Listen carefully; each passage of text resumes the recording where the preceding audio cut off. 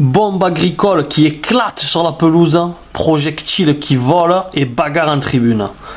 Ce mercredi 8 avril 1992, l'OGC Nice reçoit le Sporting Bastia dans un match qui sent le soufre. Ce rendez-vous face au rival méditerranéen, aucun supporter corse ne voulait le manquer. La SNCM avait même affrété un navire spécialement pour acheminer les turchini sur la côte d'Azur.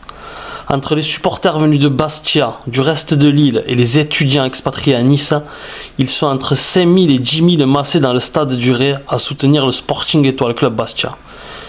Typiquement le genre d'ambiance qui galvanise Pierre Bianconi, le défenseur et capitaine du Sporting. Fidèle à sa réputation de gladiateur, Bianconi souffle à la nuque de son vis-à-vis Pierre Maurice et sort le sécateur sur son côté droit. Grâce aux exploits de son gardien Bruno Valanconi, Bastia s'impose 1-0. Les supporters bastiais envahissent la pelouse. L'un d'entre eux se fait matraquer par un CRS. Pierre Bianconi a vu la scène, ni une ni deux. Le Corse traverse le terrain et lance un coup de pied terrible au CRS qui tombe KO. Oui, Pierre Bianconi poussait la notion de défenseur un peu plus loin que ses pairs.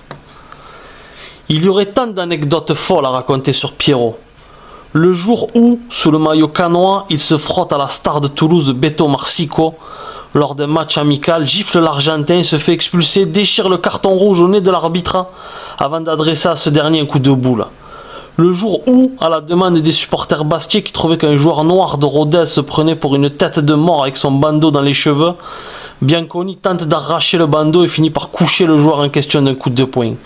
Le jour où, lors d'un match entre la sélection de Corse et la Juventus organisé en faveur des victimes du drame de Furiani, le Bastia fait du petit bois avec les chevilles de Roberto Baggio. Un fait d'armes qui lui vaudra d'ailleurs le surnom de Mini Tyson. Sauf que Bianconi n'était pas qu'un gros dur qui foutait la frousse à ses adversaires pour ses tacles glissés sur 30 mètres. Moi, ce qui me plaisait, c'était sa vitesse. C'était une fusée, lâche Jean-Marie Maroselli, membre fondateur du groupe de supporters Testamora 92. C'était un joueur hors norme avec des qualités athlétiques impressionnantes. Dans le style, ça serait Roberto Carlos, en balle le frère de Pierre, la crinière blonde la plus célèbre de la D1 des années 90. Paul Pierinelli, lui, a grandi avec Pierre Bianconi dans le quartier populaire bastiais de Lupino. Il habitait au 3e et moi au 4e là. Ensemble, ils ont fait le mur de Furiani pour aller voir la grande équipe du Sporting à la fin des années 70. Les deux potes ont évidemment tapé le foot sur le goudron. Je me rappelle qu'il avait souvent les genoux esquintés par les gravillons et il n'avait jamais mal. Il était dur comme du béton, petit de taille mais costaud, des muscles naturels, un gaillard. Repéré à l'Étoile filante bastiaise, le club de son oncle, Bianconi intègre l'INF Vichy. Il était rapide et puissant, il aurait pu être champion de France du 100 mètres, lâche Frédéric Antonetti, qu'il a côtoyé à Vichy, le Clairefontaine de l'époque. Avec le recul de mes années d'entraîneur, je me dis que c'était un joueur de niveau Ligue des Champions. Ni grand club, ni équipe de France en vérité. Bianconi enchaîne Bastia, Besançon, Cannes, Nîmes, et autant de passages marqués par des cartons rouges et un caractère entier qui peut vite le faire dégoupiller. À Cannes, je me souviens quand on mangeait ensemble après les matchs que le grand Rudy Kroll, double finaliste du mondial avec la Hollande, lui disait « Pierrot, je comprends pas. Calme-toi, j'ai jamais vu un joueur de ton niveau, tu peux aller jouer dans un grand club », relate l'ami d'enfance Paul Pierinelli. Après un retour à Bastia, les qualités du bonhomme sautent aux yeux de Francis Borelli.